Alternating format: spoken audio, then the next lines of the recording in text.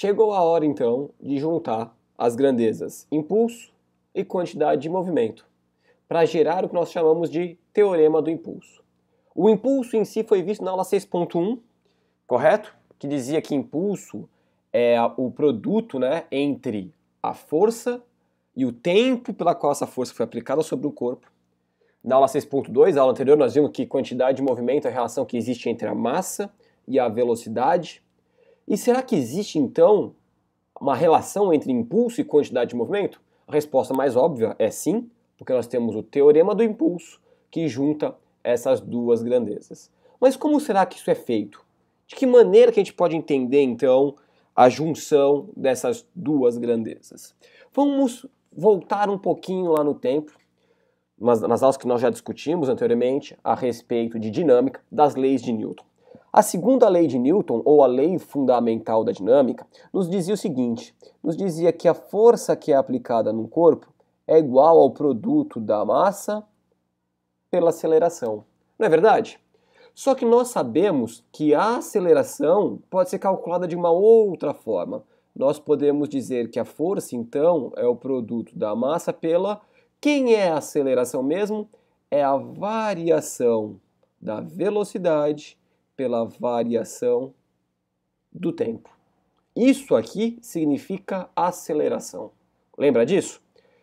Portanto, será que nós podemos trabalhar um pouquinho mais isso daqui? Sim. Vamos fazer o seguinte, vamos passar multiplicando este ΔT, o tempo que está dividindo aqui, vamos passar para o outro lado, fazendo assim, ó, força vezes o tempo vai ser igual, então, ao produto da massa pela variação da velocidade. Não é verdade?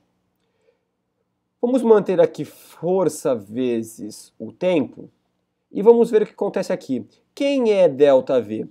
Delta, em física, sempre significa variação. Então, aqui no caso, a gente está falando que é a variação da velocidade, mas nós poderemos falar em variação do tempo, como ocorre aqui, poderemos falar em variação da temperatura, poderemos falar em várias variações diferentes. Então, quando eu penso em variação, vamos trazer um exemplo bem simples, em variação de temperatura. Quando você acorda, a temperatura está em 20 graus Celsius. Conforme o dia vai passando, quando chega meio-dia mais ou menos, está em 30 graus Celsius. Quanto foi a variação de temperatura? Ora, saiu de 20 e chegou até 30. Então nós sabemos que ela aumentou em 10 graus Celsius, não é verdade? Matematicamente, o que nós faríamos? 30, que é a temperatura final, menos 20, que é a temperatura inicial. 30 menos 20 dá mais 10. Posso pensar isso com velocidade também, não posso? Um carro estava a 100 km por hora, acelerou e chegou a 200 km por hora. Qual foi a variação da velocidade dele? Ora, 200 km por hora menos o 100 inicial, portanto ele variou em 200 menos 100, portanto 100.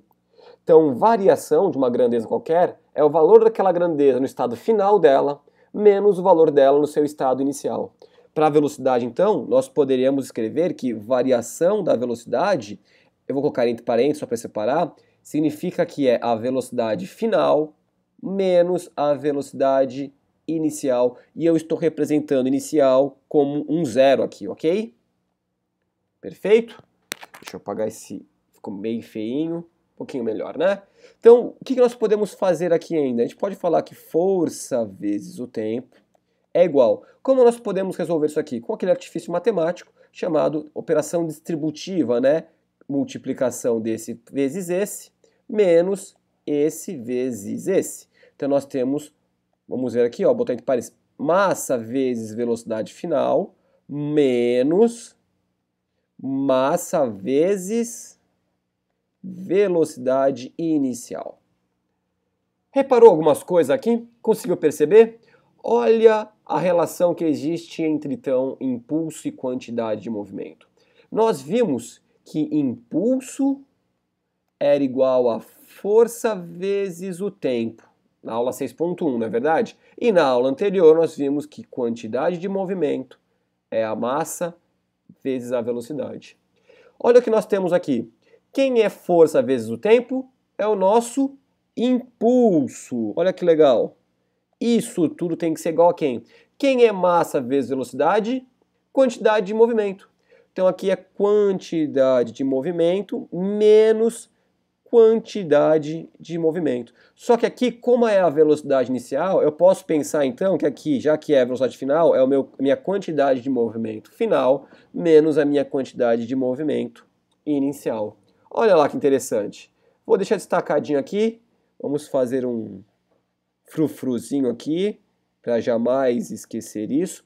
Então, o que nós temos?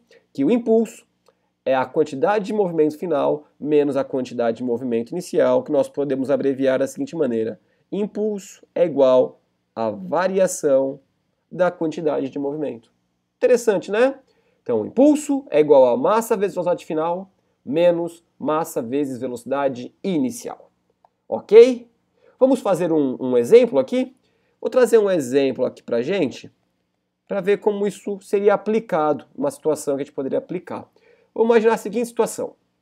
Eu tenho então aqui uma superfície plana, eu tenho um objeto que pode ser um carro, então eu vou tentar desenhar um carro aqui, não dê risada, este aqui é o meu carro, olha que lindo, certo? Ele está inicialmente parado, então a velocidade inicial deste carro é de 0 km por hora, ok?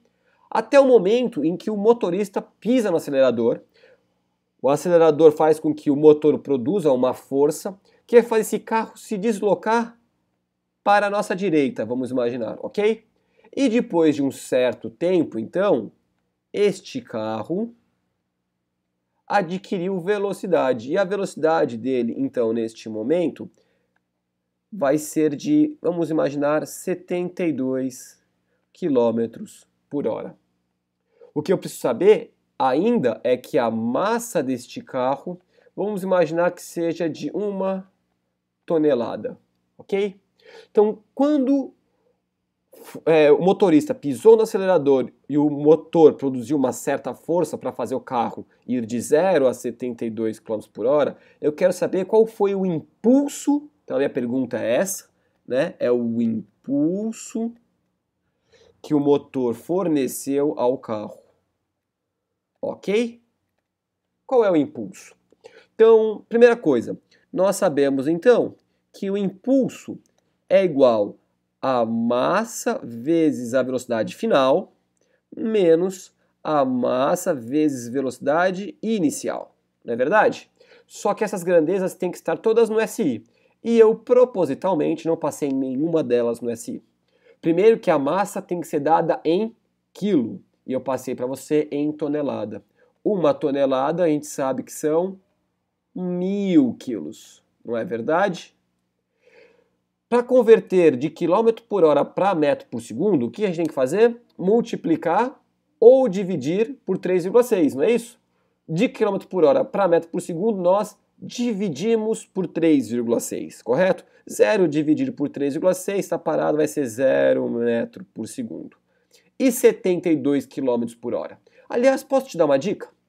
Em 99,9% dos casos de exercício de vestibular, exercícios que estão nos livros didáticos, em exercícios que representam situações, as 3 velocidades que são comumente utilizadas, que nós temos que converter de km por hora para metro por segundo, sabe quais são? 36 km por hora, 72 km por hora e também 108 km por hora. Essas são as 3 que mais são utilizadas. Sabe por quê? Porque quando eu divido 3,36 km por hora para converter em metro por segundo, portanto eu divido lá por 3,6, eu tenho como resultado 10 metros por segundo. Olha que interessante. Quando eu divido, deixa eu marcadinho aqui, quando eu divido 72 km por hora por 3,6 para achar em metro por segundo, eu tenho então 20 metros por segundo. Por quê? Porque 72 é o dobro de 36. Ok? E 108 é o triplo de 36. Portanto, quando eu transformo isso para metros por segundo, vai me dar 30 metros por segundo.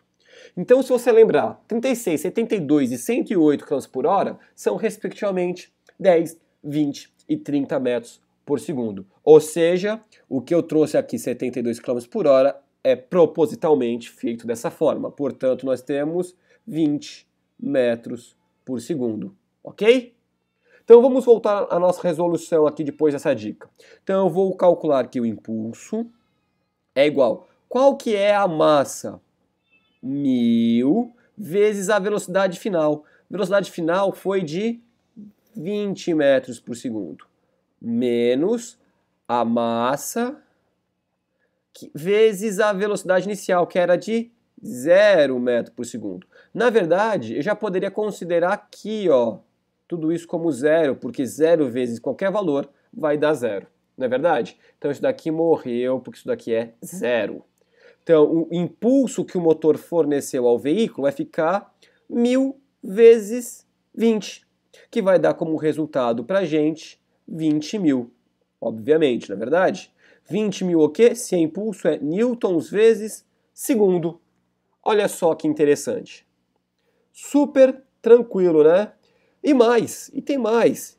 Se eu souber, se por um acaso me for fornecido, me for dado o tempo de aceleração, ou seja, que o motor está fornecendo esse impulso, eu ainda consigo calcular a força. Vamos imaginar então que esse tempo que o motor forneceu este impulso fosse de 5 segundos. E eu quero calcular então qual é a força.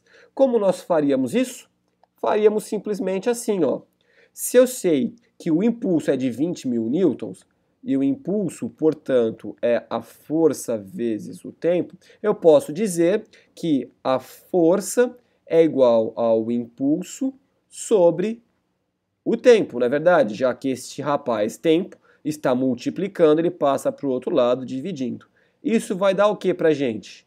20.000 dividido por 5 segundos. Que vai dar quanto? 20.000 dividido por 5 vai dar 4.000 newtons. Olha só que interessante, né? Não é tão complicado assim. A física não pode ser um monstro, né? Também não é tão simples, né? Entender o funcionamento da natureza, a natureza não funciona de maneira simples. Mas aquelas grandezas que a gente aprende na escola não são tão monstrengas assim, podemos pensar dessa forma. Ok? Na próxima aula a gente vai continuar trabalhando um pouquinho mais de impulso e quantidade de movimento. Espero que eu tenha sido claro, que você tenha entendido essas relações e a gente se vê em breve. Um grande abraço!